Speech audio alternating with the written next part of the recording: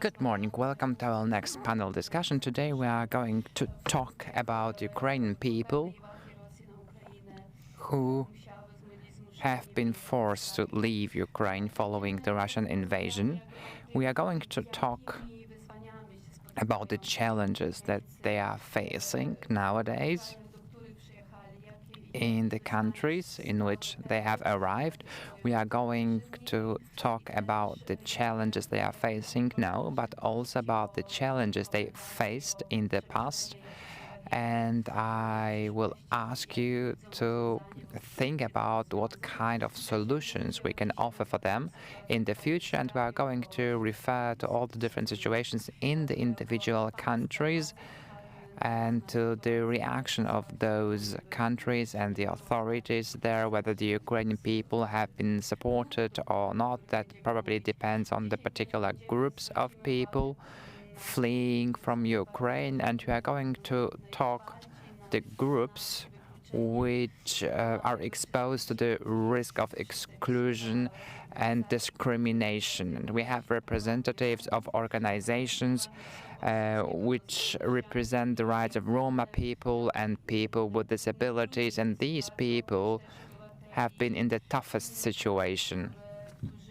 But also the citizens of other countries who lived in Ukraine were in a very difficult situation because they had to flee.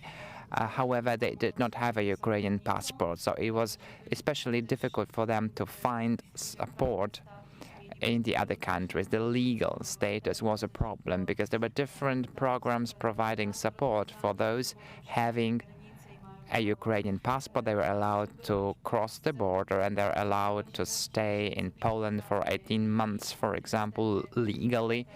However, this did not apply to the citizens of other countries. They were offered 2 weeks, for example, and otherwise they had to address their own embassies to look for a solution.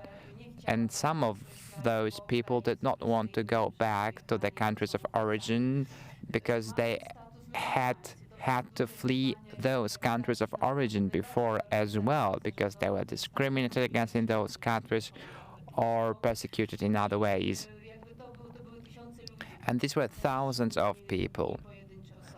These were not just individual cases. These were thousands of people. The Roma people, for example, is a significant group of Ukrainian citizens, and they face discrimination in Ukraine as well, and they have a problem getting access to different public services.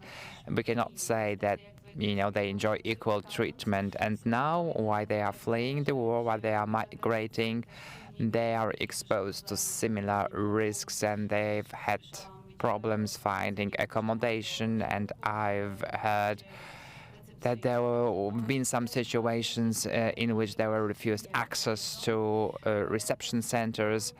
So the speakers are going to talk about that, and we will do our best to look at those situations, to analyze those who are most fragile in such a difficult situation.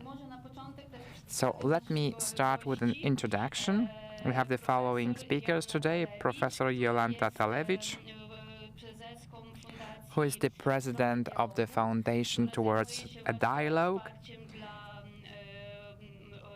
and she organizes support for Roma people in Poland. And she is also a researcher in the field of anthropology, so I will ask her to depict the picture of those vulnerable people following the Russian invasion. The next guest, coming from Ukraine and Germany at the same time, that's Mr. Alexander Nikulin. He is a human rights activist, and he is active in the field of advocacy for people with disabilities, and he works for the organization Fight for Rights. And he used to live in Ukraine, now he lives in Germany. And the next speaker is Olena Wajdelowicz, working for the organization Towards a Dialogue. She's a lawyer, and she's from Ukraine herself. In the past, she had worked in Poland for international organizations. She's very experienced. when it comes to civic activities, and now she lives in Poland. So I would like to start with Professor Jolanta Talewicz. Could you please tell us more about the situation of the Ukrainian refugees fleeing Ukraine following the Russian invasion? What kind of challenges did they face? And in particular, I mean those groups who are most vulnerable and exposed to the risk of exclusion. Thank you for having me. It's a great pleasure to be here with you. I'm really glad. I'm also very happy that I am able to talk about the situation of Roma people, because I have a strong feeling that the most vulnerable people faced different challenges and different emotions were associated with those groups. We are very happy to receive Ukrainian people in general. However, we did not really react in the same way to minorities such as Roma people, but also other minorities facing this risk of unequal treatment. However, I am not a professor yet, so let me get this straight. I have a PhD, but I am not a professor just yet. Maybe I will be a professor in the future, who knows. But now back to your question.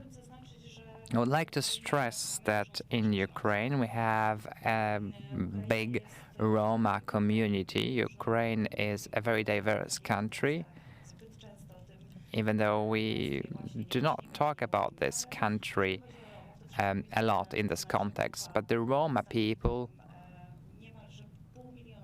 it's almost 500,000 Roma people in Ukraine. The official statistic says that there are between 200 and 400,000 Roma people in Ukraine, but the Roma organizations in Ukraine say that it might be even more. So when we compare that to the Roma community in Poland, consisting of some 20 or 30,000 people, we can see what a big difference there is when it comes to the numbers as such. But it's just an estimate. I think that there are probably more Roma people from Ukraine in Poland now than Roma people who've always lived in Poland. And our organization has been advocating for the rights of minorities and in particular the Roma people. And we've been active mostly in this field. But when the war started, we prepared to help refugees as such. And it's not the first time I'm saying this, but I must repeat it. It was very naive of us. Even for a single moment, I did not imagine that it would be possible to divide refugees into different groups and treat them differently. However, that's exactly the reality that we faced. It was on the second or the third day of the war when we started receiving phone calls, and it was mostly me receiving these phone calls, and people told me that Roma people were coming, fleeing the war. However, that narrative was becoming stronger and stronger every day, and I was asked straightforward if I could take care of them, and my colleagues were asked to do the same. And it was very difficult because we were not prepared for this, and also we did not know what to do because that scale was becoming bigger and bigger, and we started receiving phone calls from the border crossing points, from the reception centers, and they would tell us that were large groups of women with children there, and that no one would approach them, that they wouldn't be accepted, received by people providing clothes or food. I got a phone call asking me if I would be able to pick them up because people were afraid that they would take the clothes just to sell them and not for their own needs. So I just realized how many stereotypes were there like old stereotypes that had always existed in Poland, and no one cared that these women had their children with them, so that's why they wanted to take more clothes. They needed them for their kids, and of course you need some empathy, you know. So you don't know yourself how you would behave in such a situation of insecurity, in such a situation in which you don't know whether you're going to be able to get such support ever again. And then the situation was becoming even worse. So we are told that there were women with children who were refused transportation, who were refused accommodation, and we were trying to do some networking. We are trying to contact organizations providing help for different unprivileged groups of people, and we're just looking for accommodation for those people simultaneously. And it turned out that some women just went missing, and we don't know what happened to them, whether they were picked up by someone. I hope that, you know, they did not get hurt. But there are some cases which were reported, criminal cases.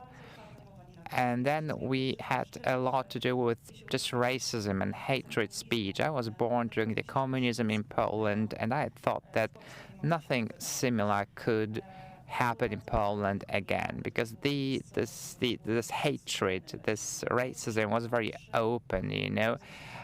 So I was told that Roma people would spread bacteria, that it would be, you know, a risk of getting robbed if you took Roma people with you. Modlinska Reception Center and Nadarzyn Reception Center, these women were just waiting in front of those reception centers in March, and we were just fighting for them so that they would be admitted. It's not true that, because, you know, people would always say that they do not have documents, but it's not true.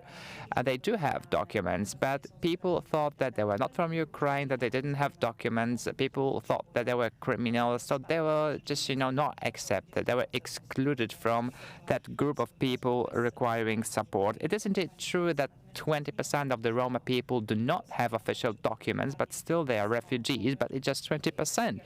80% of them do have documents, and they were just people fleeing war, fleeing from Ukraine and looking for a refuge in our country. And unfortunately, they faced yet another trauma in our country, a lot of insecurity, a lot of hatred, so really scary situations, because it's not a good idea to spend a night in March in front of a reception center outside with a group of minors, and at the same time there were other people entering that reception center, being admitted and being provided with, you know, food and hot drinks. That was really scary and awful experience. Thank you for depicting this situation. It was indeed awful. And now I would like to ask Nikita, who is in Germany. Oh, I think I got your name wrong. I'm sorry for that. Alexander, not Nikita. I'm really sorry. That happens to me from time to time. So, Alexander, I would like to ask you to tell us your own story, in as much as it is possible. So what kind of challenges did Ukrainian people face in Germany? And could you please refer to those minorities in particular? Thank you. My name is Alexander, and I work for the organization Fighting for Rights. And now we are trying to help people with disabilities in Ukraine who are now in a very difficult situation following the Russian invasion. And for me, the biggest challenge after the 24th of February was to make this decision to leave Ukraine, because I was born in Ukraine, I love Ukraine, and I had been working for a number of years in Ukraine advocating for human rights. And for 2022, we had a lot of activities planned in the area of education for people with disabilities, in the field of advocacy. But we were not able to do all those things because there was the Russian invasion. So it was very, very difficult for me to make this decision to leave Ukraine. I was leaving, I left at the beginning of March, and that was the time of the massacre in Bucha and Irpin. And I remember leaving Kiev, and the Russian troops were approaching this city, and they had been seen close to the city center, so we just understood that it was high time to leave Kiev at least, or maybe the country as such, because I also have HIV, and I just understood that there would be a serious risk for me of not being admitted to a hospital and being provided treatment. I did not know whether HIV treatment would be available for me. And if you know Kiev, you know where that metro station is located, where the hospital is. It's very close to Bucha and Irpin, and I just understood that I would not be able to go to that hospital to receive treatment. So that's one of the main reasons behind my decision to leave Ukraine. And then the situation was getting more and more complicated. I think that every country and every war results in people being segregated because, people think that the life of one person is more valuable than the life of another person. Like if you're a man, you cannot cross the border, for example. I did have a certificate that I could not be drafted, that I would not be able to serve in the army, and it was an official document allowing me to leave Ukraine, but I managed to leave Ukraine only when I attempted it for the fourth time, because at the border there were a lot of soldiers and there were different checkpoints and you need to pass, and only later there are some border guards controlling your documents. So now I manage different cases of people trying to leave Ukrainian regions, which are very dangerous. And we deal with a lot of cases like that. Because, if you're a man and you look like a man, so they just, think that you could fight. And that's what the soldiers in Ukraine think, and they just do not want to let you leave. And the same problem applies to people who have disabilities, but, it's not really visible. So they have this problem as well, because the documents are clear, they should be allowed to leave. However, a soldier takes a look at such a person, and the disability is not visible, and that's why the soldier thinks that it's, a lie, and such a person might not be allowed to cross the border. And all the people leaving Ukraine, they had to make a very difficult decision. All the people I talked to told me that it had been very difficult to make this decision to leave Ukraine, because they had, lived there for so many years. They had built houses in Ukraine. They had all their lives there. So it was very difficult to leave, even when there was a shelling, for example. And when the shelling was really bad, they wanted to leave that particular region, which was so dangerous with a lot of shelling, or Ukraine as such. And we tried to manage all those cases, because people would approach us and ask for help, and we wanted to organize it somehow. And we thought that we should start helping those regions who are, in particular danger. And that was in March. And of course, there was no single place in Ukraine which was not a dangerous one, because there was a lot of shelling everywhere. So it was very difficult to establish which regions were exposed to a particular danger. So we were approached by people, and we actually had to provide transportation within hours, because the war in Ukraine showed how many problems with accessibility we had in Ukraine with regard to people with disabilities in terms of evacuation, humanitarian aid, support of any kind.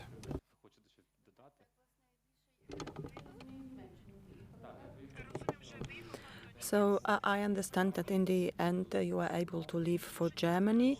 Yes, I don't think I'm the best example. I'm not the eponym of this problem because I was lucky enough to have a great group of friends in Germany, and they called me very soon after the invasion. They asked me what was going on, and they told me, "Come to us. We are waiting for you. It's not safe for you to stay there during the war." And those those in our group who had friends, acquaintances abroad had an easier situation. Some didn't know anyone, so their situation was much more difficult. So as I said, I was very lucky because I knew people in Germany who invited me. They welcomed me with open arms, helped me register. But of course, German is not the same language as Ukrainian, so there were some difficulties with translation, interpretation. But I was lucky to find support. People went to offices with me and interpreted. As for the disability, so was your disability automatically recognized in Germany, or what's the system in Germany for people with disability? Well, automatically. It is not automatic. So if you have the status of disability in Ukraine, it is not automatically recognized in Germany. In Germany, you have to contact relevant office. The system is much different than in Ukraine. There is no medical commission to examine you. You just fill in a form, and then the relevant service contacts your physician or a physician who knows you. And so it is not necessary for the person with disability to appear in person and be examined in front of a commission, and you don't have to show that, I don't know, you can't move or anything. So I really like this approach that I have in Germany. Also in Germany, any person who is willing to work can work, even if you have a disability. For example, I have this friend who's in a wheelchair. He left Ukraine after February 24th. And in Ukraine, he had a problem because in Ukraine, if you have a disability,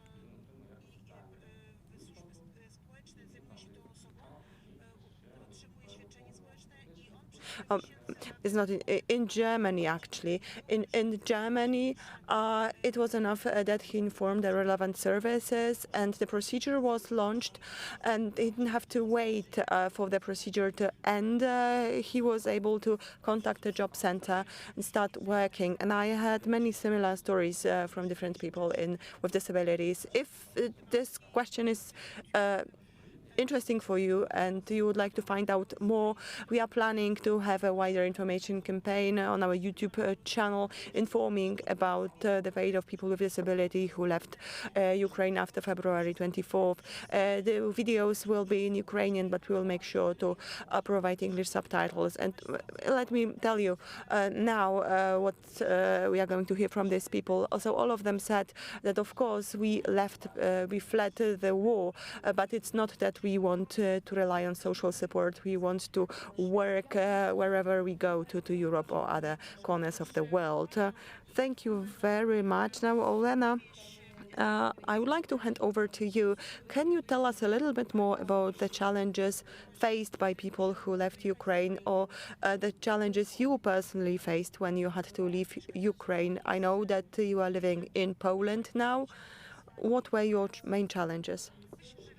I think that for all Ukrainians, no matter where they come from, there is one major challenge. When they have to leave their country, it is very difficult regardless. They are Ukrainians by nationality, or they are Ukrainian Romani. This challenge is shared by everyone. It's difficult to leave your country no matter your ethnicity. And I think this experience is the same. This is something we all share. And I think it is equally painful for everyone. And I'm saying it on purpose, emphasizing that it is equally painful for everyone. Unfortunately, where our organization tried to monitor the situation, it turned out that our Ukrainians somehow got divided between different groups. So internally displaced people from Ukraine, refugees from Ukraine. But then somehow they are subdivided between those who are blonde, fair-skinned. But not all Ukrainians are fair-skinned. For example, the Roma from Ukraine. Their skin tone is darker. Their eyes are not blue, green, or gray. And then it became very clear that different groups were treated in a different way. We have been working with the Roma community for several years now. Before I joined the organization, I worked with the Romani in Ukraine and monitored their situation in Ukraine and other countries in cooperation with international organizations where I was invited to advise them as an expert on on ethnic minorities. And there is this trend I've observed. We tend to be very generous and very open to those Ukrainians who look a bit like us. But if we are talking about Ukrainians who don't look like us, who have a different culture than we do, who have a different tradition, we don't see them as similar. We tend to treat them in a different way. And this trend has been observed in almost all receiving countries. It's a very clear trend. It is very clear and very painful to the Roma. And I would like to say something about our organization and the monitoring activities, because we monitor whether or not the human rights of the Romani are observed. So in the beginning, when our organization was first established, we focused on education. But when the war broke out, it turned out that the situation became critical and not all refugees from Ukraine were treated the same way with regard to humanitarian aid or assistance. And after we noticed this inequality, we decided to act, because we thought to ourselves, if not us, then who? In Poland, there are many different organizations working with refugees, and there are many Romani organizations which are formally registered. They exist, but they don't really operate in practice. So when we talk about Romani organizations, I could give you just a few examples of such organizations which are not only registered but really operate.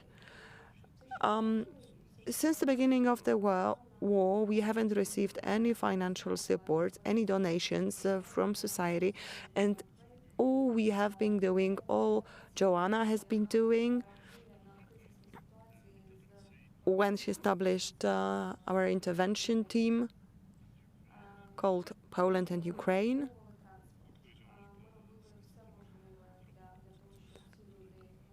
A team which focused their support on Roma refugees from Ukraine to help them find transportation and shelter, because we really wanted them to feel taken care of. It was very important for the Roma. Of course, it was important for all Ukrainians fleeing Ukraine. We focused on the Romani, so we have been doing everything we could so that they can recover from the trauma they experience in Ukraine, especially that we know that the Roma are the most traumatized ethnic group in Europe, and it is a very big ethnic group with 12 million people. And because of these traumatic experiences, their own experiences, or because the historical trauma, and because the intolerance they experience in societies, it is very often that they need special support because, as I said before, societies, they tend to be less open to people they believe to be different than them if they don't see them as similar.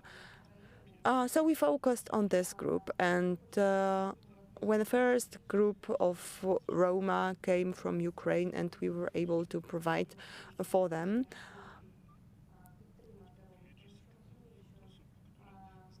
it somehow spread in society. The awareness spread, and people started contacting us, informing that they want to help us, they want to support the Romani people in Poland, because they realized that they are being marginalized, not only in Poland, in other European countries too. And it is very difficult to cope with the situation when you are being marginalized, when you are being excluded from a community, which was their experience also in Poland. That's why we decided to look for a solution. Now, Olena started talking about the present-day situation and what your organization has been doing. And now I would like to ask Joanna to say us a little bit more about the present situation for refugees who represent vulnerable groups such as the Roma or maybe other groups that you know of. What is their present situation? I understand that some Ukrainians went back to their own country according to estimates. However, there is still between 1 million and 1.5 million Ukrainian refugees still staying in Poland. What is their present situation? Yes, thank you. Indeed, we have been observing a wave of returns.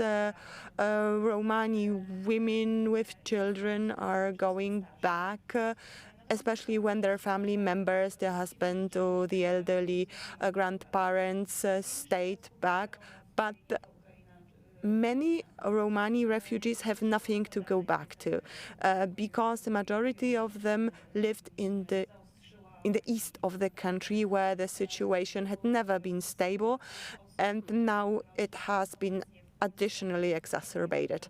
So many of those people who came to Poland have nothing to go back to. I would like to emphasize several factors. Our organization has a relatively stable situation because we know what to do. We feel we are prepared to provide assistance to the Roma coming to Poland. We receive support from international organizations, not from the Polish government, though, even though we should receive support from them. But unfortunately, the government is not prepared to treat all refugees in an equal way. So the situation is no longer as predictable as it used to be when the war started. In the beginning, it was very dynamic because 100 people came to Poland every day. 100 people contacted us every day. And we were really challenged because we wanted to help them find transportation, accommodation for them. And it's difficult to do if you are dealing with large groups. And back then, there were so many refugees coming to Warsaw. It was very difficult for us. Of course, it was much more difficult for the refugees because this is not our story, this is their story. But we are in a very special position because of our position in society. We can tell their story, we can talk about the problems.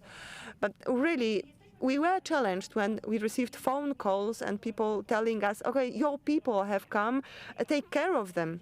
But it is not our job as the Romani community in Poland to help refugees fleeing Ukraine, because apart from being Roma, they are Ukrainian citizens and they should receive the same level of support from the public administration as non-Roma Ukrainian refugees receive. Of course, there is a number of activities initiated by NGOs, but it should not be the core of this support. We as representatives of the Romani community in Warsaw, and let me say, this community is much smaller than the other Ukrainian community. We as NGOs have relatively fewer instruments that we can use to support them. So it is not our role to take over from the state. We can support the state, absolutely, and we are doing it. We have been doing it for a long time. We educate, raise awareness, etc. But as a society, the Polish society, as Poles in general, we are not prepared to deal with multiculturalism. We are not educated enough.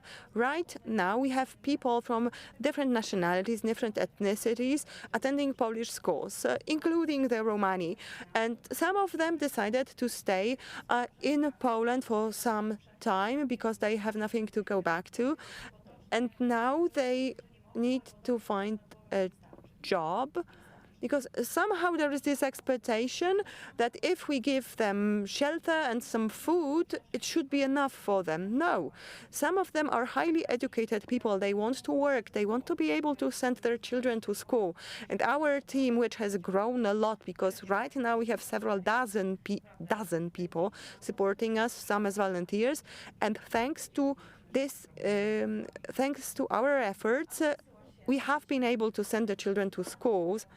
But the problems have not been solved completely, because the schools they have to go to are either in very remote areas or there are other difficulties. We had been struggling with such problems even before the war. In the Krakow area and Małopolska, Lesser Poland region, one of the headmasters told us that they are not really willing to accept to enroll Romani children, because the more Romani students, the lower the position of your school in the school ranking. So it is another problem we are facing. And on top of that, there are tensions between Roma and non-Roma Ukrainians, tensions that had existed even before the war started. So the war has simply exacerbated the difficult situation even more. And it's very typical in a crisis situation. Some groups are pushed to the role of a scapegoat. And I tend to repeat that invisibility and indifference, these are two ceilings that are very difficult to break through. We don't have a political representation. We don't have our embassies. We are not represented. We don't have groups who would fight for the roles. NGOs are called the third sector, right? Not the first sector. And it is not an accident. We are the third sector because we are, in comparison, we have less power. That's why we keep repeating, keep calling for attention, not calling for being given something or not asking that you do something for us so that we don't have to do anything. No, but we want to be given opportunities to work, to respond to the challenges of reality. When I talk about schools and the number of Romani children attending Polish schools, and let me add, the Romani are a minority, but not a homogeneous minority. In this minority, we have people with disabilities. So really, there are so many levels of intersectionality here that have to be borne in mind. And there are so many factors that make these people even more vulnerable than others. So we have to find ways to respond effectively, and we have to take a more holistic view at our societies, because those people who will not go to school, who will not find a job, will have to rely on state assistance and state aid. So it is since June, actually since late May, we have been trying to convince the government to help us, to allow us to go to schools and to mediate, because we know that if we don't do it now, in the end, we will have to take responsibility for these people, because so often we hear from the public authorities, we have been doing so much to support them, and it hasn't worked. Let's sit together. Let's have a constructive dialogue. Let's be critical, why not? But let's be constructive. And maybe rather than talk about amounts of money spent in support, we should talk about methods, how we can support. But it's very difficult for us to gain more visibility so that we can show, we can empower those people. I'm really concerned and afraid about the future, because in the beginning there was this euphoria. Finally we are safe. Finally we can find some relief. But then when the stress level drops, people get sick. And right now we have so many medical conditions in our community. And when they got to schools, well, they were so happy, okay, we can go to school. And then there is this downward trend, because yes, the euphoria is gone, but I don't understand everything that's being said. Or someone was being mean to me, I don't have friends, etc. So it's a different group of challenges. So I'm still concerned, because there are many factors which may make the situation even more difficult in the future. And really something that is described as collective responsibility, this is something we know also well from the past. And we don't have solutions, or even if we have solutions that we propose, we don't find open ears. We don't want to wait for help. We want to act. We want to help ourselves, and yet we are not being heard. And this is what I'm really concerned about, and I'm really afraid that we will lose yet another generation, because it is for many years that we have been telling the government that we have to find different policies. So let me ask you about allies. Are there any allies in society, in the government? I remember a conference in Przemyśl when the self-government representative was saying, yes, we have the Romani community here, but the way he was framing it was as a problematic situation. So do you find allies for your activities? I must say that I went to the city of Przemyśl some time ago, and there were workshops there, and different people were attending, including representatives of different authorities and organizations in the city of Przemyśl and Rzeszów, and they brought the local newspapers. And in one newspaper there were 3 articles against Roma people, and there was a headline saying Roma tourism in Poland, and people would write in that article in that newspaper that the Roma people would keep crossing the border back and forth just to collect the benefits. So you can see what that narrative is.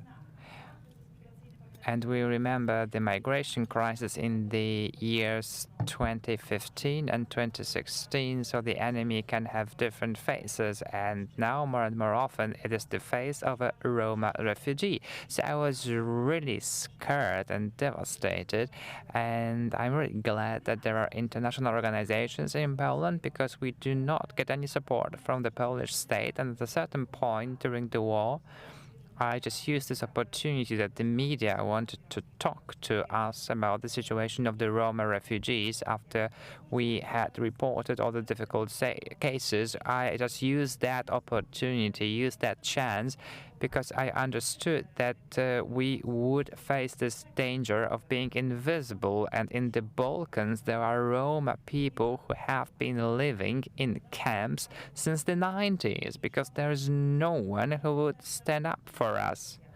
Because actually, you can think that it's about having a good heart, but you need to have some kind of representation, and we do not have this political representation because we do not have a state, we do not have our embassies, and whenever there are negotiations, we are just not paid enough attention.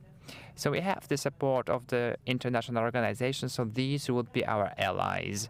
And we've been also successful because we reached an agreement between our foundation and the local city council here in Warsaw. And I always said that we would need to, solve these problems because people would not be admitted to reception centers, even the elderly.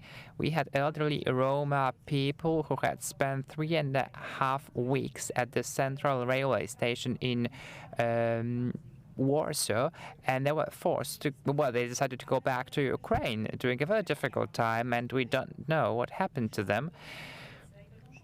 And I just, I was telling people that these people would look for accommodation, that they would take it to the streets and look for accommodation. And we reached an agreement, and these people have found accommodation at city hostels.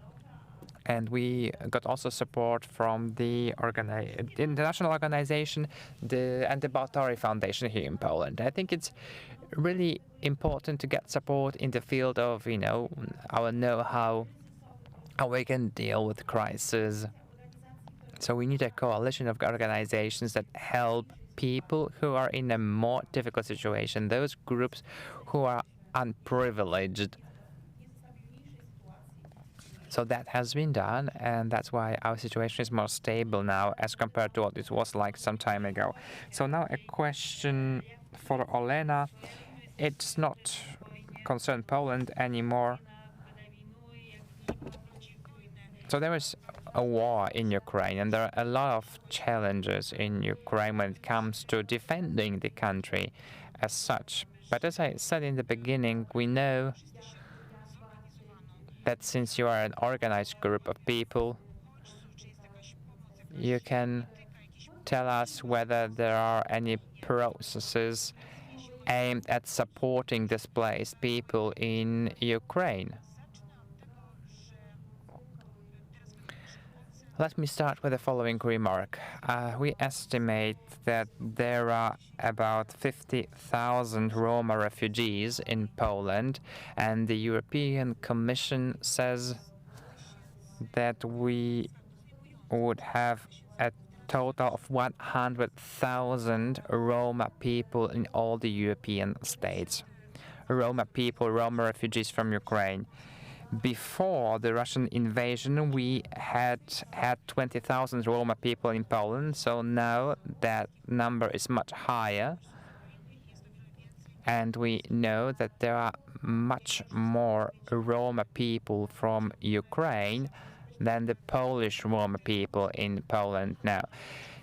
So I would like to continue what my colleague was talking about, the different challenges that these people face on a daily basis, the Roma refugees from Ukraine. It's not just a problem with finding accommodation. We can see that people are being segregated in the reception points, and the Roma people, they don't want to receive them just because they are Roma people.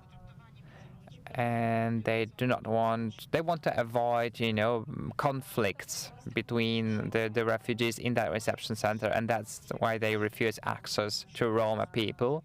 And many Roma people cannot find a job.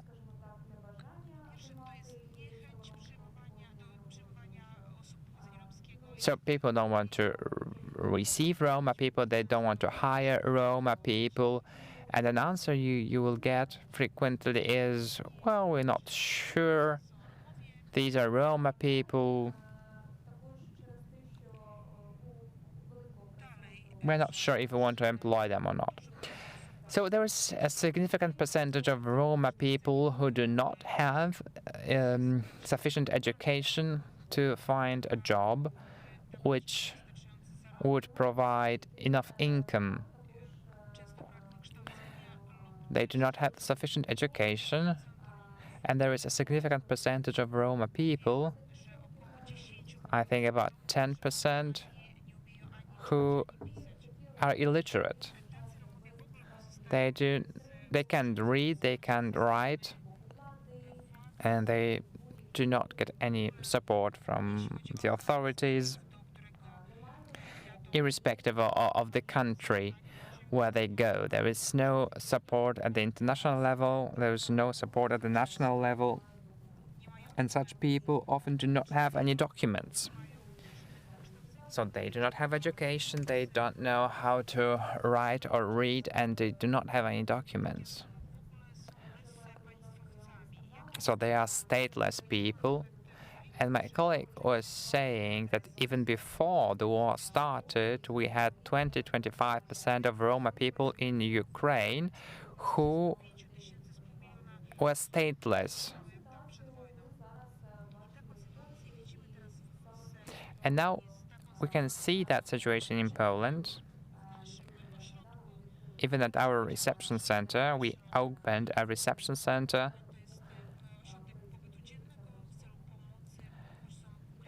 where people can stay, during the day and receive different kind of assistance, legal assistance, for example. So we try to solve the problems also with regard to the documents if they are stateless, if they do not have any citizenship of any country. So they can receive financial support, and we help them apply for the official financial support granted by the state. And the Polish authorities and the Ukrainian authorities, what has been done so far, it is not a secret for anyone probably. Ukrainian people are able to get the special number, so their individual identity number that gives them access to public services, just like Polish people have access to those public services. And they were able to use the public transport for free. And the Polish authorities launched some websites for refugees from Ukraine.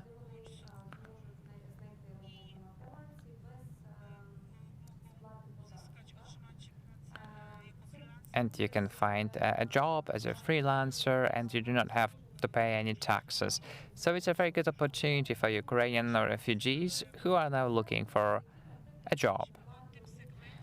But let's not forget those people who are not literate. They can't read, they can't write. How can they find a job? How can they use those public services? How can they use those websites? There is no answer to this question. So there are some loopholes, so to say, and we just prefer to look away. We'll just say, no, that all refugees are treated equally, and we do not want to deal with these reports on cases of unequal treatment. So I think that we should be more informed, really, with regard to those vulnerable, most vulnerable groups of people. And we know that UNICEF was trying to provide information points for people belonging to such minorities, to inform them on how children can get access to education, on how to avoid human trafficking. So they would just distribute leaflets. But how can you help those who can't read? Because they had been isolated, because they had been marginalized, excluded for years.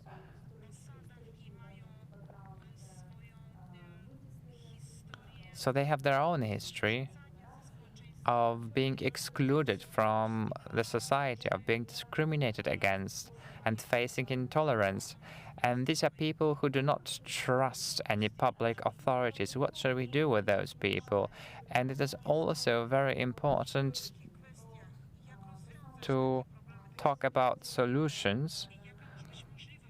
So we need to look what possibilities we have. And I think that we should get as many Roma organizations involved in the solution of those problems. So when we talk about, drafting plans for the Ukrainian refugees, irrespective of whether this is in Poland or in another country, we must focus on those groups who are most vulnerable. It's not just the Roma people, it's not just the minorities. These are also people with disabilities. These are also people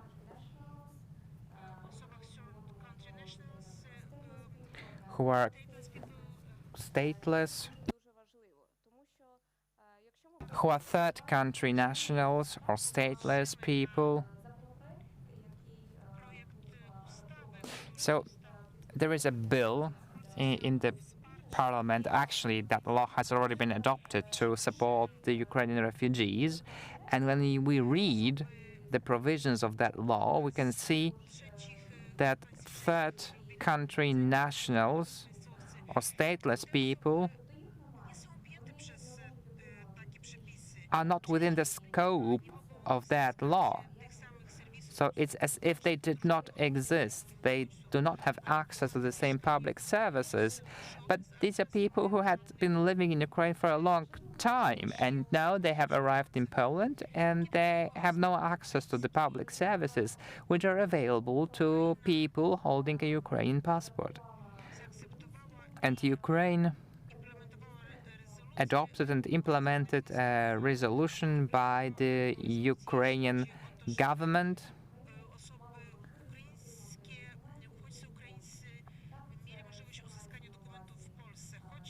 providing the Ukrainian refugees with the possibility to receive documents here in Poland, so they can get the passport and other documents here at the Ukrainian embassy in Poland. So I think it's a very important thing for people from Ukraine, because it's the Roma people, but also it's the other Ukrainian refugees who have problems with documents. It's very difficult for them to be able to receive these documents from the Ukrainian embassy here in Poland without the necessity to go back to Ukraine to apply for them. There's also some financial assistance in Ukraine, but again, there are many loopholes because people who do not have any documents cannot receive that financial assistance as an IDP. So again, the Roma people or other people who do not have any documents or are stateless, they are not within the scope of that systems of financial support. So there are such loopholes, and it's important to establish them and try to solve these problems together with the Roma associations, Roma organizations, because these are people who have the same background and have experienced similar problems, so they know how to deal with them, they know how to solve them.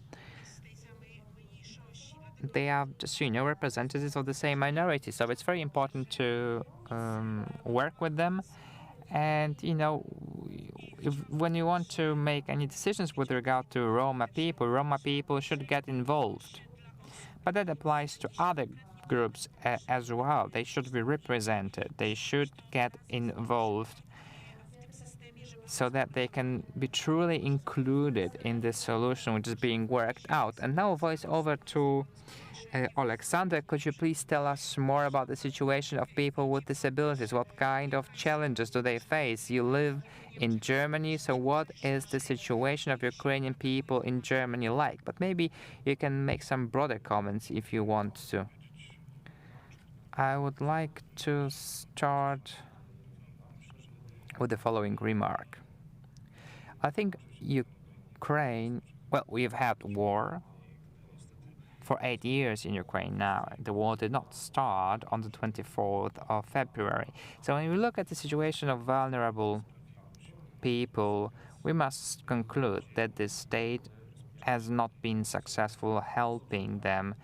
And the 24th of February, when the full-scale invasion started, well, people say that the strategies that we have might be out of place nowadays, but we think that people with different limitations, with disabilities, they have not received enough assistance from the state for 8 years, and we wanted to do some advocacy for those people. That's what other organizations do in the world, and our organization has the same fight for rights. It might sound pathetic, but we really should take responsibility for those people with disabilities, and these are different categories, and they should have been taken care of even before the invasion, even before the 24th of February.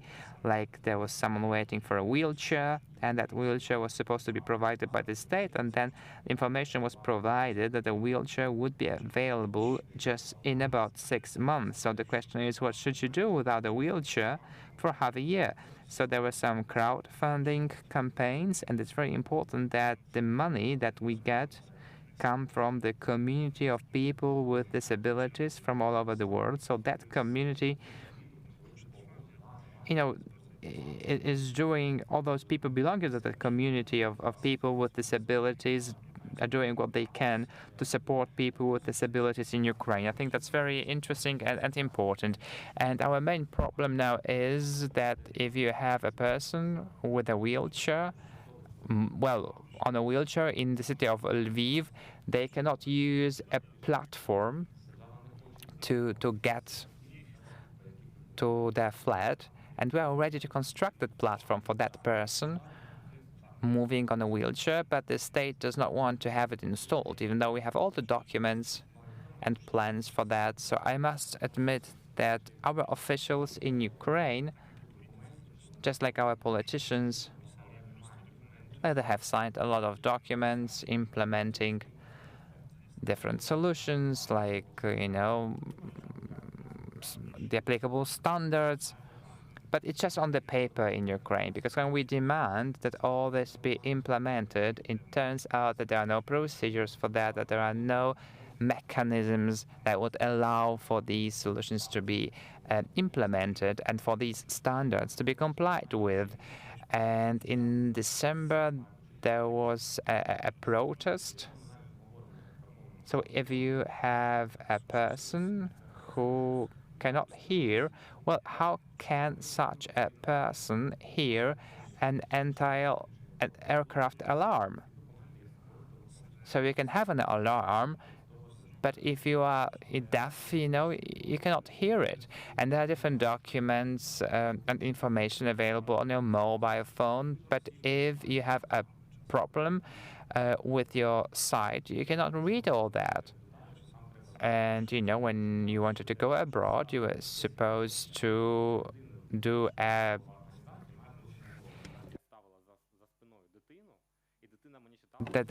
self-isolation.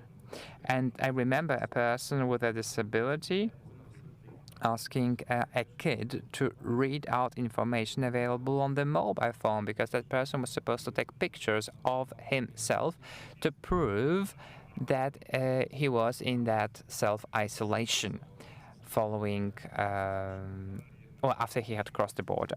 So I think that thing was lost worldwide.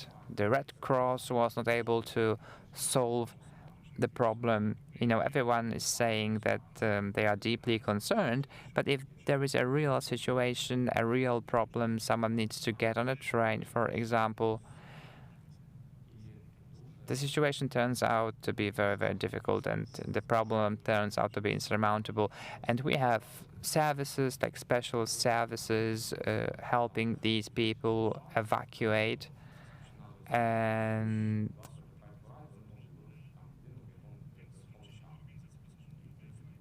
we even had a situation that the Red Cross referred people with disabilities to our organization, Fight for Rights.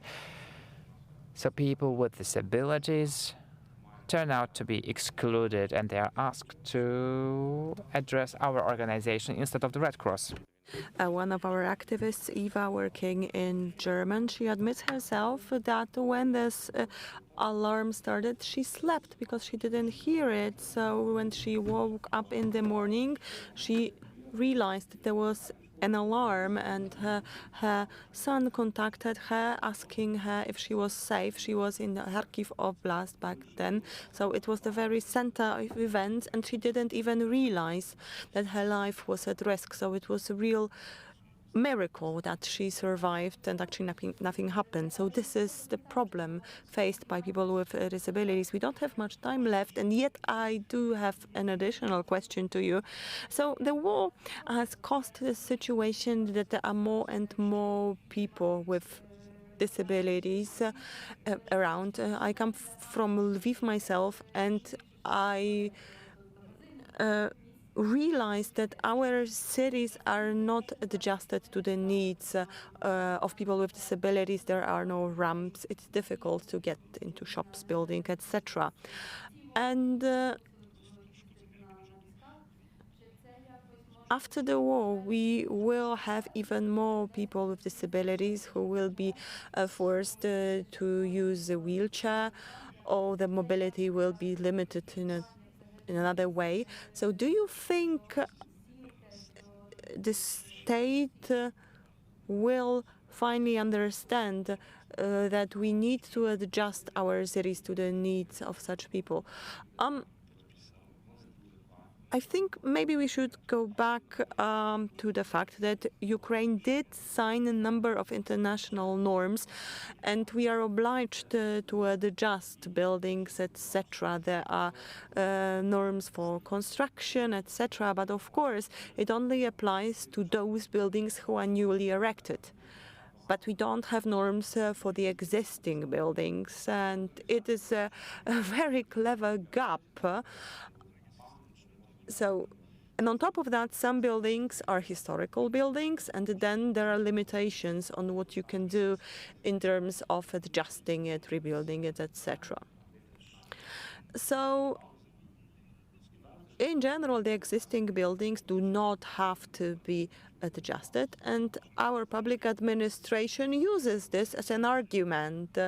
They say the norms only apply to new buildings, and we have been fighting in several cases for adjustments of existing buildings when some of the inhabitants have to use a wheelchair.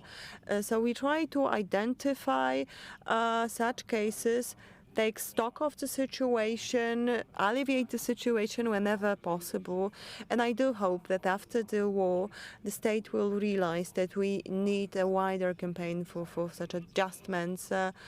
And the colleague, the other panelists rightly said that it is a problem when the public administration tries to solve our problems without talking to us. And, sometimes we get the impression that the administration is trying to present to the outside world a good image by employing one person with a disability, but they have actually no influence on the decisions made by those people who are quote unquote really important. Yes, who are big fish. Yes, big fish, or sometimes we refer to them as big uncles. Let's make these big fish or big uncles spend one day in a wheelchair and try to move around the city. It will be a great exercise, and maybe that could change their perspective. In general, I think all our societies are facing a huge challenge, especially the Ukrainian society. We must raise awareness, we must raise our voices so that the state understands that it is the state's obligation to make sure that the rights of people with disabilities are met. Yes, this is what we have been fighting for many years, to change this political models and the way politicians see disability, but we should also raise awareness in the general society, because there is still this vision that, okay, if there is a person in a wheelchair, we have to take care of them, and it means that we have to make sure that food is brought to them if they live on the, I don't know, 4th floor. But this is a stereotype that we need to overcome. People with disabilities not only have a right to be fed, but they have a right to be active in society. They have to be provided access. They should have a right to work so that they can pay taxes, support the country. Yes, thank you. Ladies and gentlemen, I'm asking the audience now, do you have any questions to our panelists? If I understood correctly, there is one question. Yes.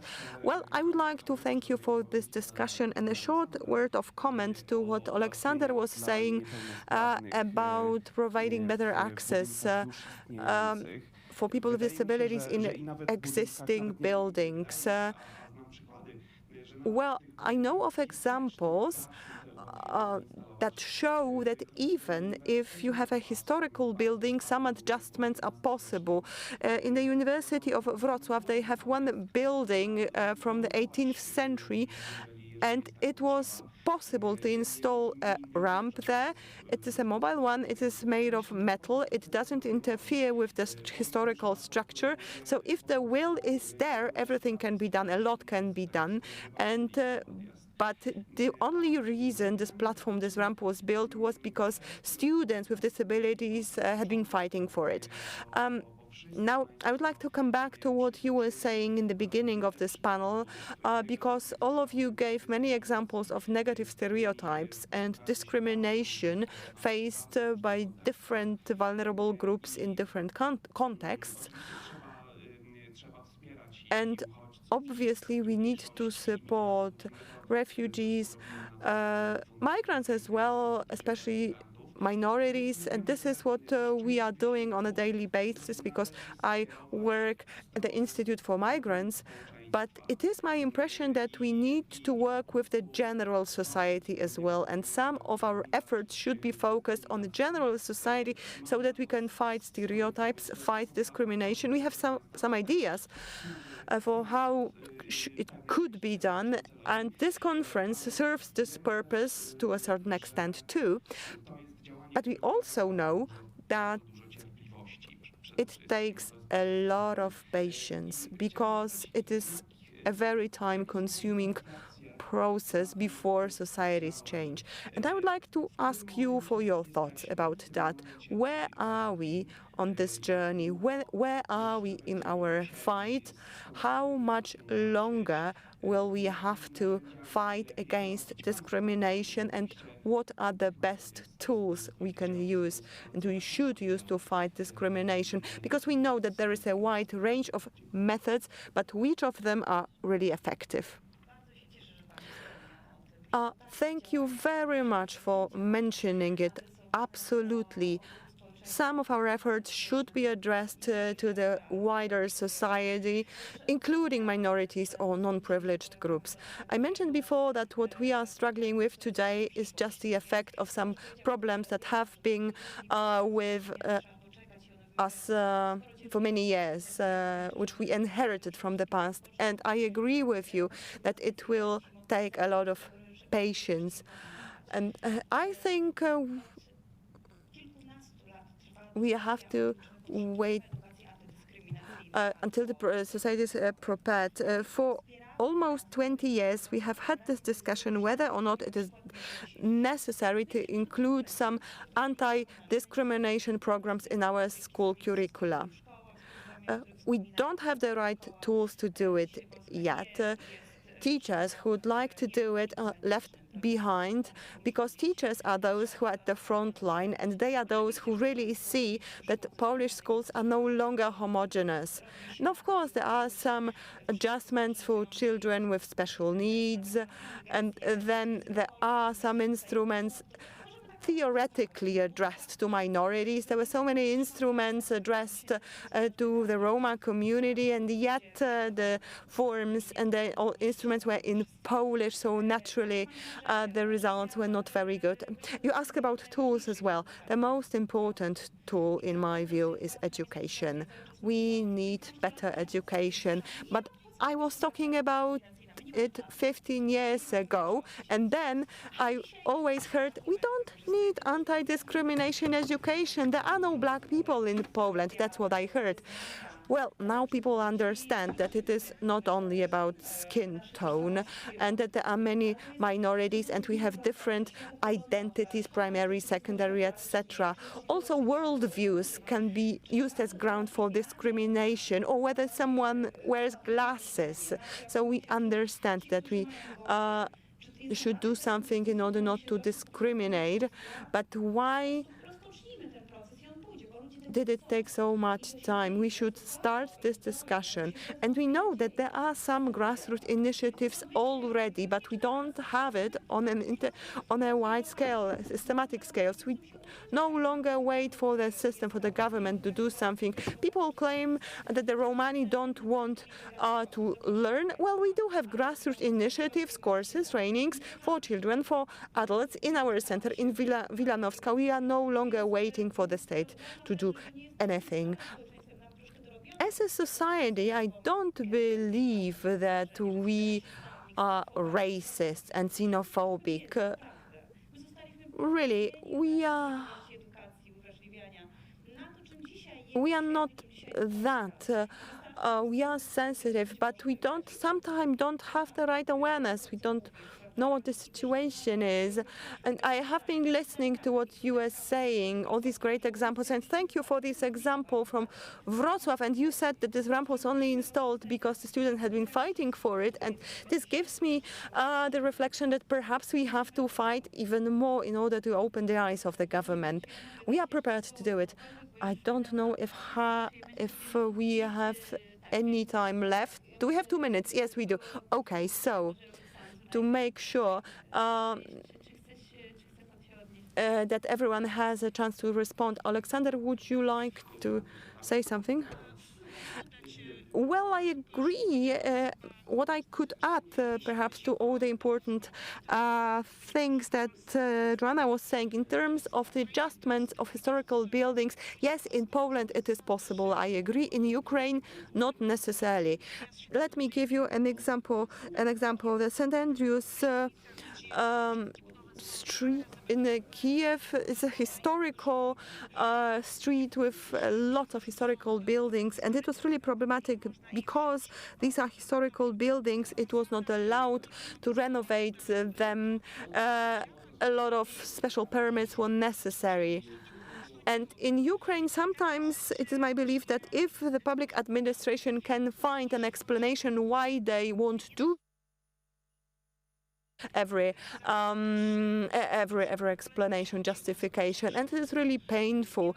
It is also very painful when we look at what's happening with the Romani community. Many people will tell you a lot of examples of negative experiences with Romani, and I know a person who knows 5 languages, very well education, a Roma person as well. So I think we should confront these negative examples with all the positive examples we know of. In terms of disabilities, we should do the same. Tell the stories of those people who are inspiring, sharing inspiring examples. Before the war started, there were great stories of people with disabilities who did sports, paragliding, races. Now we hear that this is not the right moment, so we have more serious problems to deal with now in the economy, but these are living people, living here and now. They cannot wait for more important problems to be solved first, and only then will we ask about your problems. No, thank you. I would like to give Lena the chance to speak, and I would like to thank you for mentioning Olokandere. This is a friend of ours. We work with this Ukrainian organization supporting internally displaced persons in Ukraine. We cooperate with them, and when we speak about transportation and assistance to Ukrainian refugees who want to go to Poland, I have to agree with you when you say that we should give more positive examples so that people, including people from the Romani community, know about some role models, it is important for the general society and for the Roma community, these role models, so that people see that if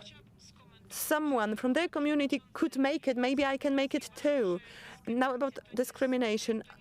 Discrimination is an effect, not a cause. We need to fight the causes of discrimination, and the causes are, let me give an example. We see a group of people in the front yard, let's say, and they are dancing, they are making noise, and then we hear that these people are Armenians or the Romani, or they represent any other ethnicity or national minority, and automatically we form a stereotype about this group. This can go both ways. This can be a negative stereotype, a positive or a neutral stereotype, but it is a stereotype because we don't have any other information, only what we saw before, only what we know from our experience because we saw this group of people in the front yard. And then we live with this stereotype, and it affects our general attitude towards this group. It may lead to intolerance. Further, it may lead to discrimination, and it may then have further more and more painful effects. So in order to combat discrimination, we have to address the reasons, the causes. We have to become more open and be curious to find out more, to collect knowledge from different sources, so that we have a wider perspective on a certain ethnicity or national minority. Only then will we be able to overcome the existing stereotypes. When I talk to people, they often ask me, okay. Oh, Lena, you are a Roma person yourself. You're from Ukraine. So tell us, how can we fight discrimination? And then I tell them the same thing. We need to provide people with education. We need to educate people about other ethnic groups, and then there will be less discrimination. So we need to conclude. I can say that there are a lot of challenges that we are going to face. I mean, the non-governmental organizations. So it is always very important to talk to both the authorities and the society, and that's what we have to do as NGOs. But I firmly believe that there is some progress. We are going forward, and I hope that we'll be able to influence the official position of the authorities here in Poland and in Ukraine so that we can prevent stereotypes and prejudices with regard to the most vulnerable groups of our society. So thank you very much for talking to us, and I would like to thank the organizers for having us today.